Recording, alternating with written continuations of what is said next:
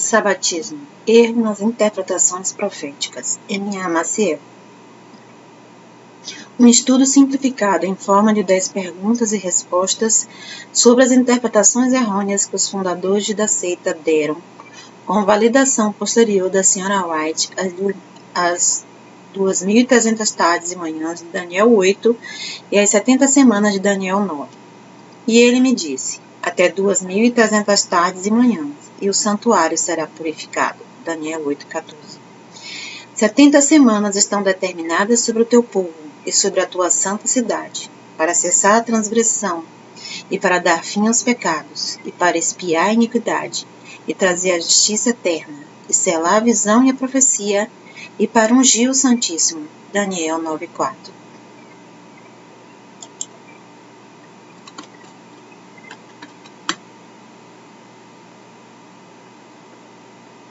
O objetivo do presente estudo não tem como alvo ofender pessoas. Nunca foi este o meu alvo. Mas levar esclarecimentos bíblicos a pessoas sinceras que permanecem enganadas por falsas doutrinas e, consequentemente, sem certeza de salvação, sofrendo emocionalmente pelo controle mental que é exercido sobre elas. É, portanto, uma mensagem de amor pela verdade e pelas almas perdidas, jamais mensagem de ódio. Recebo inúmera correspondência eletrônica de pessoas ligadas à seita sabatista. Algumas já decididas a conhecerem, de fato, o ensino bíblico. Outras que ainda não se desprenderam das amarras. Entre as muitas linhas que recebo, muitas de pessoas tão fanáticas e cegas pela religião que utilizam de ofensas pessoais com palavras de baixo calão, sem qualquer discernimento ou demonstração de qualquer fruto espiritual de sua alegada espiritualidade. Ver Tiago 3:14-15. Algumas perguntas são realmente válidas de serem respondidas e, creio eu, suas respostas podem ajudar outros, levando-os ao esclarecimento e discernimento bíblico correto. Sobre uma pequena e breve seleção de perguntas é que se construiu o presente estudo. Eu busquei desenvolver o texto de forma, linguagem e explicação mais simplificada possível em favor do entendimento e do discernimento espiritual. Caso alguém deseje maiores e mais detalhados tratados sobre o assunto, forneço uma lista de livros recomendados ao final do texto. E assim oro para que Deus utilize estas singelas linhas como ferramenta de discernimento que alcance aos irmãos já salvos pela graça, mas também que possam atingir aquelas almas que têm sede pela verdade da palavra de Deus, libertando-os do jugo da sabatolatria. Parte 1. Erros do sabatismo na interpretação das 2.300 tardes e manhãs de Daniel 8:14. Os adventistas afirmam que a profecia das 2.300 tardes e manhãs de Daniel 8:14 foi dada por Deus para sua fundação. É verdade? Não, isto não é verdade. E se o fosse, quebraria toda a ordem, estrutura, sequência e contexto apresentado em Daniel capítulo 8. Resumidamente, seguindo o contexto histórico, gramatical e textual, podemos dizer que, até o capítulo 6, Daniel não havia recebido da parte de Deus nenhuma visão. Perceba que no capítulo 2, Deus dá a Daniel apenas a interpretação do sonho de Nabucodonosor. Somente a partir do capítulo 7, até o fim do livro, no capítulo 12, temos as visões dadas por Deus a Daniel de forma direta. Estando assim estruturada uma sequência histórica de esclarecimentos proféticos entre os capítulos 7 e 8, que podemos resumir da seguinte maneira. Capítulo 7, Deus mostra a Daniel com maiores detalhes que deu a Nabucodonosor no capítulo 2. As características dos 4 reinos mundiais em forma de animais, a saber, Babilônia, leão com asas de águia, Medo-Pérsia, urso, Grécia, leopardo com 4 asas, Roma, animal terrível e espantoso com dentes de ferro, respectivamente. O capítulo termina com Daniel perturbado com a visão. Deus dará maiores detalhes de Daniel em seguida na próxima visão, que é relatada no capítulo 8. Capítulo 8. Deus concede a Daniel uma segunda visão. dando maiores detalhes sobre os dois reinos que sucederão a Babilônia, a Medo-Pérsia, carneiro, versículo 20, e a Grécia, o bode, versículo 21 a 22. É tão evidente a sequência que não há como negá-la. O texto trata das características e de períodos de tempo relacionadas aos 4 reinos mundiais e o impacto deles sobre Israel e o povo judeu, preparando o terreno para a visão sobre o 4º reino mundial e de seu príncipe vindouro, identificado como Anticristo. Visões que Deus dará a Daniel e que ele descreverá nos capítulos 9, 10 até 12, as 2 últimas visões de Daniel, somando ao todo 4 visões. Quebrar esta sequência constitui um absurdo interpretativo sem tamanho e, portanto, um erro de interpretação grotesco e brutal. Dessa forma, as visões de Daniel não falam em nenhum momento sobre o surgimento de sabatistas e mileritas surgidos em meados do século XIX, pois elas tratam dos reinos mundiais e de seus impactos na história de Israel, do povo judeu, no cenário mundial que antecede o advento do reino davídico, que será restabelecido por Deus na terra no reino milenar de Cristo. Os adventistas afirmam que a profecia das 2.300 tardes e manhãs se cumpriu no céu, no santuário celestial. Não é isso mesmo? Novamente, a resposta é um retumbante não. Primeiramente, todas as sequências proféticas dadas por Deus a Daniel tratam de acontecimentos que ocorrem na terra e não no céu. Deus somente dará a revelar alguns detalhes de fatos que ocorrem no céu ao apóstolo João, escrita no último livro da Bíblia, Apocalipse. E mesmo assim não falará em lugar algum que o céu necessita ser purificado. Gosto de pensar que o livro de Daniel é o relatar do fim do mundo do ponto de vista judaico, enquanto o livro de Apocalipse é o relatar do fim do mundo do ponto de vista dos templos das igrejas locais. Embora este pensamento seja muitíssimo simplificado por envolver uma série de eventos históricos e detalhes proféticos que se completam e se complementam. Alguém certa vez me disse que o livro de Daniel é a chave que abre o livro de Apocalipse. Todos os textos apresentados por Daniel trazem revelação sobre fatos que se relacionam com a história mundial terrestre, ocorre na Terra, do ponto de vista de Israel, e, portanto, interpretar que algo que ali é apresentado deve ser entendido como ocorrido no céu, constitui uma ruptura estranha à própria revelação dada por Deus a Daniel, constituindo assim outro erro fatal das bases da seita sabatista. A profecia das 2.300 tardes e manhãs não simboliza 2.300 anos? Não. Isto é outro erro na interpretação dos sabatistas. Note que os versículos 8 a 14 mostram que dos 4 chifres, um se engrandeceria sobremaneira. Como o bode é a Grécia, e o grande chifre, o primeiro rei, versículo 20, a sequência fala da divisão de seu reino com seus 4 generais. Todos sabem que este primeiro rei foi Alexandre Magno, que foi quem unificou o reino com suas conquistas, 326 a 323 a.C. O historiador Flávio Josefo descreve que o sumo sacerdote Jádua mostrou o livro do profeta Daniel ao próprio Alexandre, lendo-lhe o registro de que um príncipe grego destruiria o Império Persa, deixando Alexandre muito contente e satisfeito. Ver Flávio Josefo, História dos Hebreus,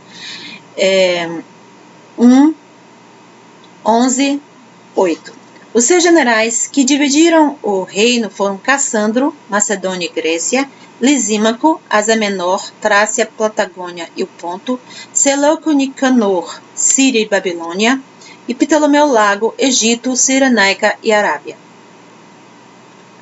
As guerras entre eles foram ferrenhas e extensas, estando descritas alguns importantes detalhes nos capítulos 10 e 11 de Daniel, tratando de algumas delas entre os Seleucidas Norte e os Ptolomeu Sul. Entre os versículos 8 e 14, Deus mostra a Daniel que destes 4 generais, um se levantaria entre eles, invadindo a terra gloriosa, Jerusalém, conquistando-a sob intensa violência. Ao fazer isso, este chifre pequeno, verso 9, tiraria o sacrifício contínuo, versículos 11, 12 e 13, a ofertas de holocausto. Com isto, o santuário seria por ele profanado. Isto de fato ocorreu quando Antíoco Epifânio, majestoso magnânimo, que os judeus chamavam Epimânio, louco, com ódio atroz por Jerusalém e pelos judeus, invadiu a terra gloriosa. Deus dá detalhes mais à frente para Daniel, versículos 11, 16 e 41. Capítulo 11, versículos 16 e 41. Matou 40.000 judeus num só dia. Entrou no santuário, invadiu o Santo dos Santos e sacrificou uma porca sobre o altar de ofertas queimadas. É necessário lembrar que Daniel vive num tempo em que o santuário estava destruído e Deus está lhe mostrando que ele seria reedificado, mas também outra vez profanado. Não é de se estranhar que Daniel tinha de imediato desejado saber quanto tempo o santuário permaneceria profanado, pois ele vê a mensagem de esperança do templo reedificar ao mesmo tempo em que também sente a dor por outro futuro sofrimento do seu povo amado. O texto, então, faz referência ao sacrifício contínuo, versículos 11, 12 e 13. A mais perfeita das ofertas é que este seria interrompido. Esta era a oferta de holocausto, realizada 2 vezes durante o dia. Vê Êxodo 29, 42, Levítico 6, 8 a 13, Números 28, 1 a 8 e Esdras 3, 3 a 4. Logo, 2.300 tardes e manhãs são dias, cerca de 7 anos, conforme o calendário judaico lunar vê apêndice. A profecia, portanto, se cumpriu ao pé da letra. Com o cerco e a invasão de Antíoco e a profanação do templo, 171 a.C. a 165 a.C., a oferta de holocausto ficou interrompida, quando o sacrifício foi restabelecido sobre um novo altar consagrado, tendo sido o santuário purificado dessa forma. Vejamos como foi traduzida na Bíblia King James 1611. E ele disse a mim: 2.300 dias, anos, hundreds, 1.300 dias, e o santuário será purificado. Abaixo seguem todos os 44 versos, onde juntas as palavras tarde e manhã ou tardes e manhãs, aqui em Strong, né? Strong aparece no Velho Testamento. Aqui, Gênesis, Êxodo, Números, vários lugares, Eclesiásticos, Ezequiel. Todas as vezes se referem a dias normais. Algumas notas importantes. Como dissemos antes, a profecia se refere a fatos ocorridos na terra, no santuário judaico em Jerusalém. Como o segundo templo foi destruído em 70 d.C. pelo imperador Tito e seu exército, o chifre pequeno não pode ser o papado dos templos de Miller, como erroneamente interpretam os sabatistas, pois não havia santuário físico a ser profanado. A profanação do santuário não se relaciona com o sabat hebdomadário judaico. Não existe o menor traço entre a profecia e a absurda interpretação sabatista. Se Jesus tivesse de purificar o céu, isto indicaria que alguém o tinha profanado. Como alguém, mesmo o diabo, poderia profanar o céu, local da morada do Deus Altíssimo? E por fim, se a profecia falasse de 2.300 anos, sendo que a profecia começa no tempo do chifre pequeno, que é historicamente Antíoco Epifânio, ela começaria seu cumprimento em 168 a.C., profanação do santuário, que subtraído do total de anos e cálculo apontaria para o ano de 2132 d.C. e não para 1844. E somente isto constituiria um tamanho absurdo que nem a maior de todas as más vontades de entender o relacionamento histórico da profecia poderia conceber. Portanto, relacionar 2.300 tardes e manhãs com 2.300 anos proféticos é grosseira interpretação que não encontra nenhum fundamento bíblico, histórico, matemático e lógico. É tudo fantasia horrenda e deturpada da seita e de seus fundadores. A profecia das 2.300 tardes e manhãs não pode ter dois cumprimentos, um histórico para Israel e outro que aponta para o surgimento do adventismo. Toda e qualquer interpretação profética segue a lei bíblica do duplo cumprimento. Um relacionado ao contexto histórico do período, relacionado ao profeta, e outro relacionado a eventos futuros. Por exemplo, Tome-se as profecias relacionadas às 7 cartas das 7 igrejas em Apocalipse 2 e 3. As mesmas apontam tanto para igrejas locais literais, como para períodos e eventos relacionados ao cristianismo ao longo dos séculos. Não é diferente no que concerne a interpretação de Daniel 8, que relaciona Antíoco Epifânio com o Anticristo. Então, para que haja cumprimento de sua relação com os tempos futuros, faz-se necessário que o templo seja construído.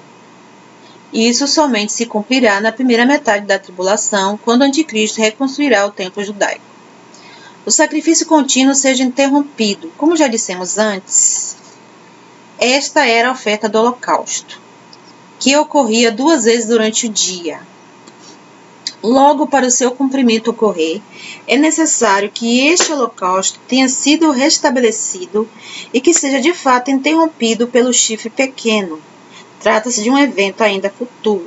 Ver 2 Tessalonicenses 2:4. Correspondentemente, Antíoco Epifânio é figura do anticristo, não do papado. Nenhum papa interrompeu os serviços no templo que permanece destruído. Portanto, a interpretação sabatista de que o cumprimento se deu em 1844 não somente é grotesco, mas também é desastroso, falso, desonesto. Não foi o Papa quem fez cessar o sacrifício contínuo, ou seja, a guarda do sábado? Não aponta para o juízo investigativo com o restabelecimento da guarda do sábado pelos adventistas? Como já dissemos antes, nenhum Papa interrompeu os serviços no templo, que permanece destruído em Jerusalém desde o ano 70 d.C. E não há nenhuma estrutura histórica, gramatical e textual que permita relacionar sacrifício contínuo com o sabato judaico. Portanto, outra vez, a interpretação sabatista de que o sacrifício contínuo é o sabato judaico semanal ou de um juízo investigativo para purificar o céu não passa de fraude desonesta. Parte 2. Sobre as 70 semanas de Daniel 9.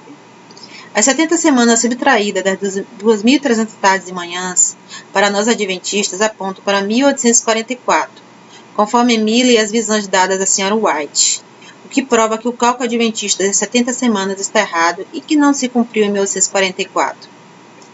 Tendo em vista que o profeta Daniel não está falando do surgimento dos adventistas em 1844, acredite, eles realmente ensinam que Daniel está falando deles. Uma outra manipulação é realizada pela seita ao relacionar 2.300 tardes e manhãs com as 70 semanas em seu tempo total. Como já vimos, as 2.300 tardes e manhãs de forma alguma podem representar anos proféticos, iludindo assim o povo incauto. Os adventistas engendram um cômputo estapafúrdio. Vejamos os erros. Eles afirmam que as 70 semanas devem ser subtraídas de 2.300 anos. E para que tudo se encerre neles, afirmam que as 70 semanas começam no ano de 457 a.C. Logo, na conclusão deles, o cálculo seria mirabolantemente feito da seguinte maneira: 2.300 menos 490 dá 1.810 anos. Então, como as 70 semanas começam, segundo eles, em 457, logo se tem que 490 menos 456, desconsiderando o ano zero, chegamos a 34 d.C., ano do batismo de Jesus, quando se encerrariam as 70 semanas. Assim, 1810 mais 34 dá 1844, quando se encerram 2.300 anos proféticos. Que mirabolante matemática, não é mesmo? Vejamos os absurdos. 2.300 tardes e manhãs não representam anos, como vimos anteriormente. As 70 semanas não obtiveram pleno cumprimento, uma semana ainda aguarda cumprimento profético. A forçada matemática aponta a falta de critério, pois por 2 vezes subtrai 490 de valores diferentes em um cálculo pérfido e sem base bíblica. A intenção é forçar o ano de 1844 para prover revelação divina. Tudo é o mais puro lixo interpretativo, sem dúvida alguma. Vejamos as correções. As 70 semanas se iniciam com o decreto da reedificação de Jerusalém. A esse respeito, ocorreram 3 decretos expedidos pelos reis persas: 539, 538 a.C., 459, 458 a.C. e 455, 444 a.C. A ordem, conforme a história proferida por Artaxerxes I Longânimo, Neemias 2, 7 a 8, aconteceu por último. O cômputo deve ser como indicado pelo texto bíblico, isto é, da saída da ordem para restaurar e reedificar Jerusalém até o Messias, o príncipe, haverá 7 semanas e 62 semanas. Isso quer dizer que até o Messias Não temos 70 semanas, mas 7 mais 62, que somam 69 semanas. Fazem-se necessárias duas outras explicações. A diferença entre calendário judaico e gentílico.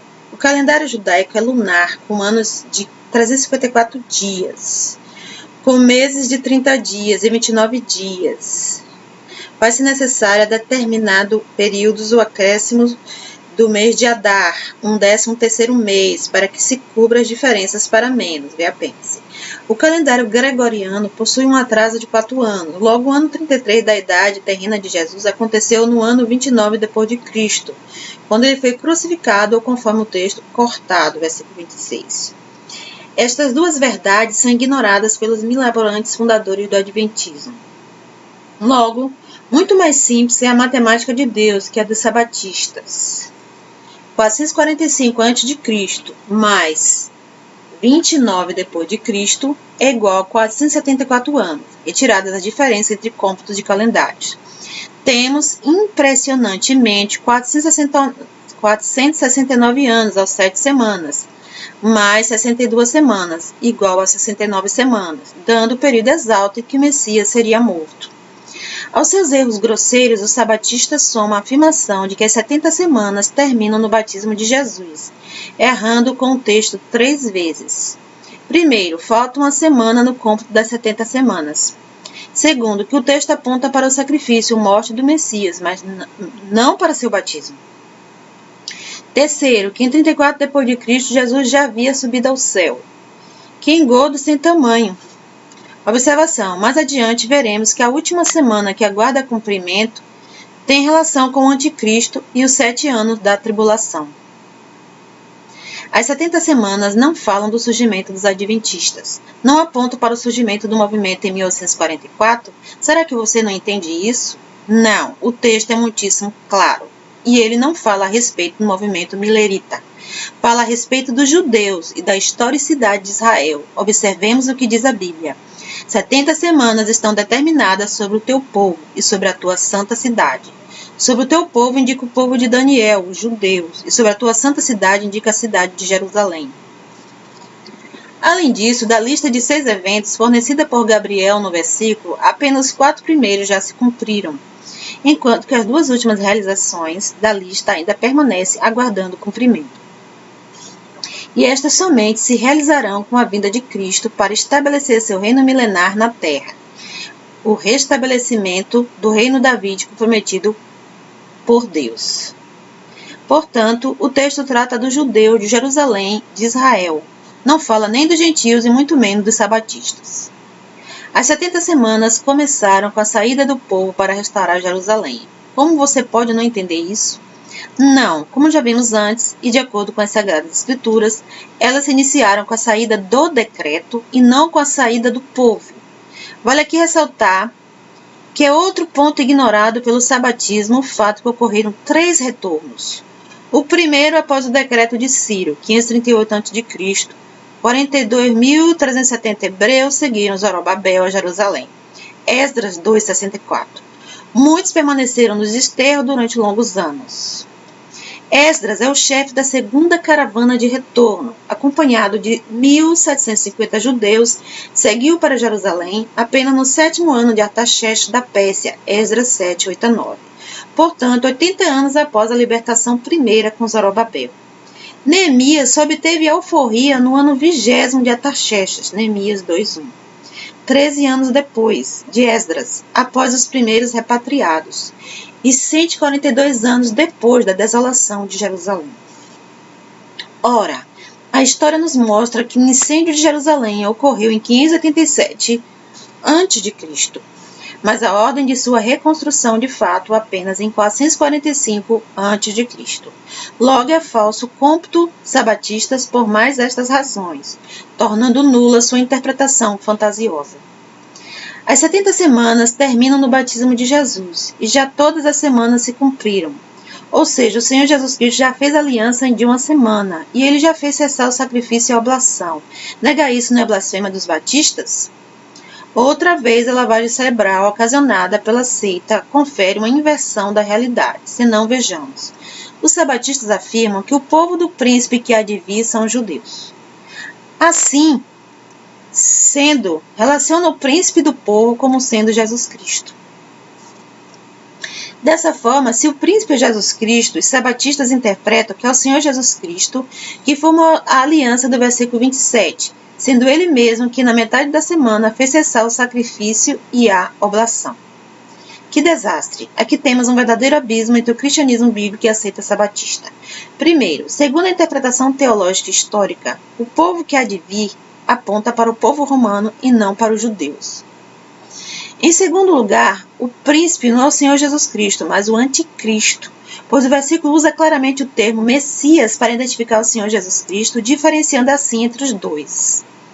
Em terceiro lugar, o versículo fala da destruição da cidade e do santuário, Jerusalém e o templo, fato ocorrido no ano 70 d.C., com a invasão do imperador Tito, comandando soldados romanos. Logo, seguindo a regra da interpretação profética, o príncipe será um futuro líder do povo romano que buscará restabelecer o Império Romano nos últimos dias. Em quarto lugar, se a morte do Senhor Jesus Cristo encerra a 69ª semana e uma está ausente, ela só aparecerá quando o príncipe firmar aliança com muitos, gentios e judeus, vê Apocalipse 13:8, rompendo a aliança com os judeus no meio da semana, iniciando as abominações do assolador, versículo 27, Mateus 24, 15 a 21. Logo, para a interpretação histórica, teológica e literal, o príncipe será um regente antagônico ao Messias, conforme o texto deixa claro, não podendo ser a mesma pessoa. Como bem sabemos, o antagônico do Senhor Jesus Cristo é de fato o anticristo. O Messias foi cortado, ou seja, o Senhor Jesus Cristo foi morto. Ressuscitou e permanece ausente deste mundo, apenas retornando para dar cabo do reinado do anticristo, seu antagônico num tempo ainda futuro. O anticristo, para o total cumprimento da profecia, deverá reconstruir o templo num pacto de 7 anos, imitando os períodos velhos testamentários que Deus estabelecia para o povo judeu, e o romperá para alegar sua divindade, conforme descrito pelos apóstolos, ver 2 Tessalonicenses 2:1 a 11 e Apocalipse 13:1 a 8. No fim de todas as suas horrendas e fatídicas interpretações, os sabatistas confundem Cristo com o anticristo, lamentável engodo da seita a cegar multidões de perdidos. Não sei como você não consegue entender que as 70 semanas profetizam o grande desapontamento adventista ocorrido em 1844. Como você pode ser tão cego assim? Outra vez gostaria de dizer que há 2 erros na própria pergunta. Primeiro, como já vimos, as 70 semanas não se encerraram em 34 d.C. e nem apontam para o ano de 1844, como alegam os sabatistas. Em segundo lugar, há um erro no entendimento final do fato ocorrido no início da seita, que eles gostam de alegar ter constituído o que gostam de chamar o grande desapontamento. Ora, grande desapontamento é um termo desonesto para encobrir uma falsa profecia, a de que Cristo voltaria para a Terra em 1843, depois 1844, depois 1845, depois 1846, e assim a Sra. White sempre profetizou que Cristo voltaria no ano seguinte até sua morte, mantendo as rédeas do povo engodado. Todos nós sabemos que profetizar a volta de Cristo é uma impossibilidade e que esta tentativa constitui um gravíssimo pecado, vê Mateus 13:32. Suponhamos que um cego fiel, um salvo, profetize falsamente, e depois de comprovada sua falsa profecia, cai em si e de joelhos peça perdão, não chegaria ele à conclusão que careceria de um dia de grande arrependimento? Os fundadores do sabatismo tomaram um rumo não somente desonesto, mas também desastroso por não se arrependerem de suas falsas profecias. Antes, em seu orgulho pecaminoso, se apartaram da simplicidade do Evangelho, e ao invés de um grande dia de arrependimento, os sabatistas mascaram suas falsas profecias com um termo muito amado por eles, grande desapontamento. Não se deixe enganar, um erro não encobre outro erro. Não nos resta alternativa senão considerar o movimento tão rebelde e falso quanto os mais terríveis enganos do diabo. Demônios não se arrependem, as seitas que eles estabelecem também não. Conclusão. Prezado amigo, Se você é um salvo, saiba que você não pode considerar os adventistas como sendo evangélicos. Em suas interpretações terríveis, eles pregam um falso evangelho, um outro tempo, um outro Cristo, um outro Deus. Não pode ter comunhão com eles e continuar obedecendo a Deus. A você que permanece na seita, meu apelo é para o seu arrependimento franco e sincero diante de Deus, entregando Ele a sua vida e recebendo a Cristo como seu único e suficiente Salvador. Como disse certo ex-adventista que me escreveu e que levou pouco mais de 3 anos para se libertar dos falsos ensinos e do jugo de seus métodos de lavagem cerebral, a vida é fora das seitas, glória a Deus. Sim, amigo, a vida é em Cristo. Achegue-se, pois, a Ele. Pastor Miguel Ângelo L. Maciel. Apêndice. Frases de homens de Deus. As 70 semanas são para Israel e judeus. É como se o anjo dissesse: o cativeiro tem durado 70 anos, o período entre o cativeiro e a vinda do Messias, para estabelecer seu reino milenar na terra. Será 70 vezes tanto. Dr. Halley, em seu comentário bíblico. Depois de suplicar por seu povo, com um intercessor verdadeiro, Daniel pede que Deus tenha compaixão da cidade desolada. Com os muros arrebentados, o templo destruído, Deus então enviou seu servo Gabriel, o homem, para instruir o profeta a respeito do curso da história.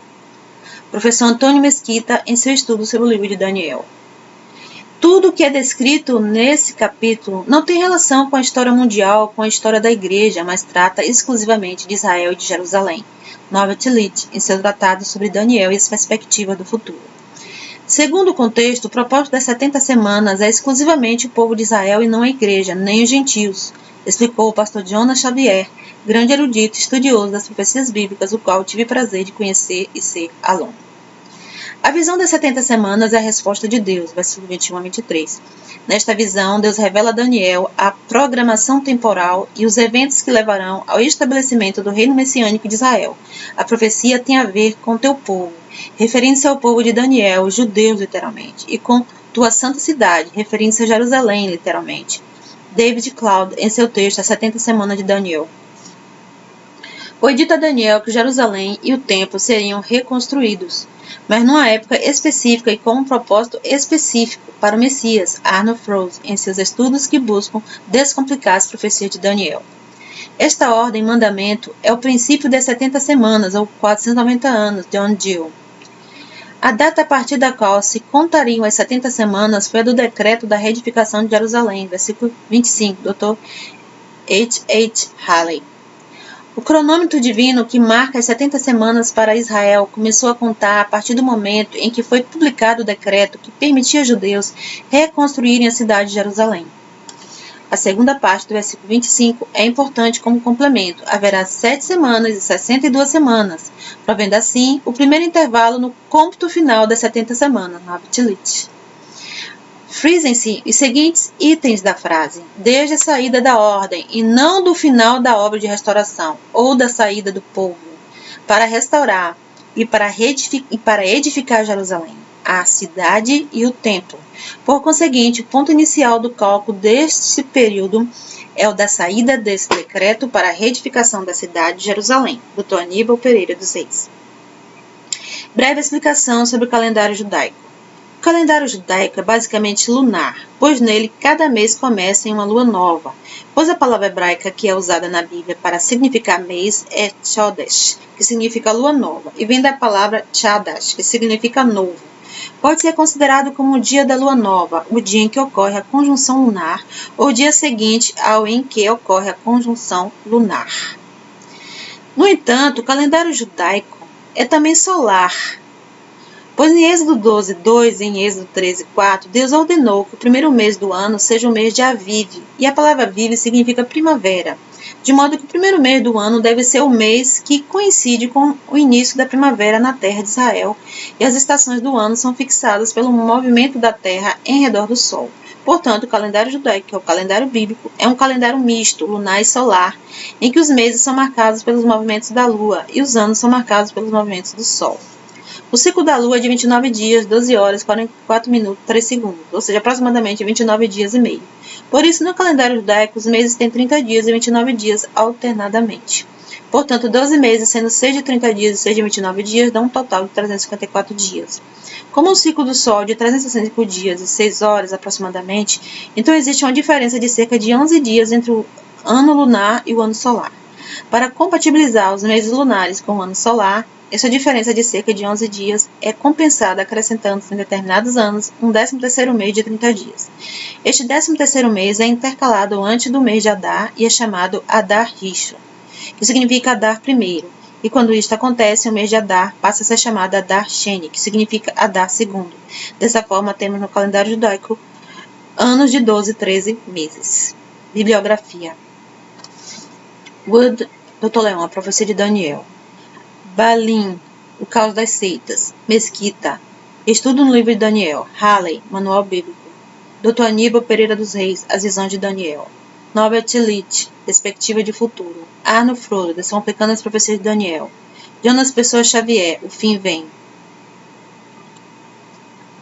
Fonte: Sola Escritura, TT, Org.